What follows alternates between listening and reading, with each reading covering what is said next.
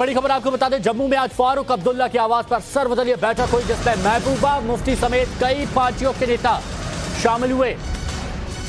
फारूक अब्दुल्ला के आवाज पर यह सर्वदलीय बैठक हुई। महबूबा मुफ्ती यानी पीडीपी और भी कई पार्टियों के नेता इस शामिल हुए इस बैठक में। मीटिंग में बीजेपी को घेरने की रणनीति पर चर्चा हुई और बैठक के बाद फारूक अब्दुल्ला ने कहा कि अगर कोई बाहर का वोटर आता है तो उसको हम मंजूर नहीं करते हैं। हर दिन नए नए कानून आते हैं, हमारे हक पर हमला हो रहा है। प्रधानमंत्री ने कहा था दिल्ली और दिल की दूरी कम करेंगे, लेकिन अब तक ऐसा हुआ नहीं।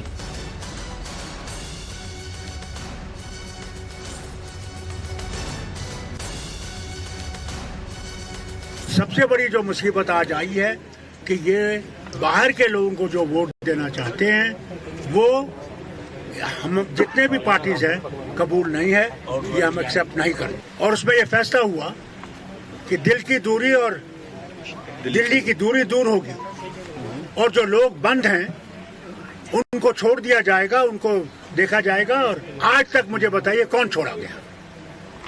हर दिन नए नए कानून आ रहे हैं। जिंदगी आगे बढ़ रही है, लेकिन इनको नए कानूनों से दिक्कत हो रही है। फारूक अब्दुल्ला। प्रदीप दत्ता हमारे सहयोगी हमारे साथ जुड़े हुए हैं। प्रदीप, आज जो बैठक हुई, कुछ निष्कर्ष निकला इस बैठक से या फिर वही डाक के तीन पात? देखिए, आज जो सर्वदलीय बैठक थी फारूक अब्दुल्ला के रेजिडेंस बठिंडी में, उसमें फारूक अब्दुल्ला पीएचडी के जो नेता थे वो थे। उसके अलावा कुछ और पॉलिटिकल पार्टी और सोशल ऑर्गेनाइजेशन के लोग भी इसमें शामिल थे।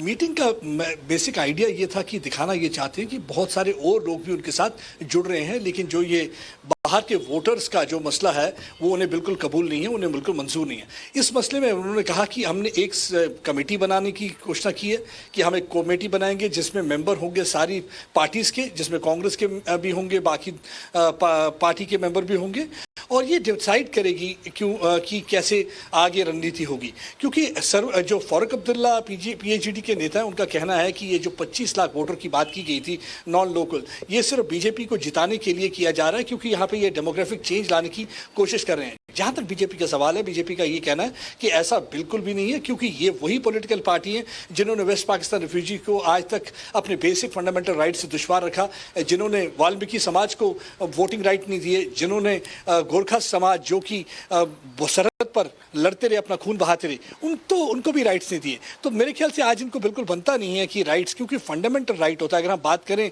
रिप्रेजेंटेशन ऑफ पीपल एक्ट 1951 की, तो उसमें भी ये कहा गया है कि कोई भी शख्स कहीं भी वोट डाल सकता है, बशर्ते ये कि वो अपना वोट उस जगह पे कैंसिल करे। यानी कि कोई भी शख्स अगर कहीं का भी रहने वाला जम्मू कश्मीर में हो तो उसे वोटिंग राइट्स पूरे मिल सकते हैं। लेकिन परेशानी ये है कि ये हिंदुस्तानी के किसी भी कोने में जाके खुद तो ऐशो अशरत कर सकते हैं, लेकिन अगर वहां से कोई वोटर आए और अपने राइट्स की बात करे तो वो ये इजाजत नहीं देते।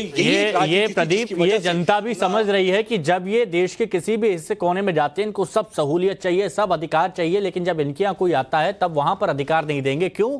क्योंकि इनकी दाल निगल पाएगी, इनकी राजनीति का पर्दाफाश हो चुका है। शुक्रिया प्रदीप।